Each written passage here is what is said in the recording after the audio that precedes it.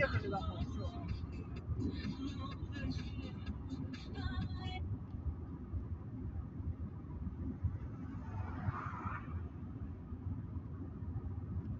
Леша, звук убери. Кто со звуком играет?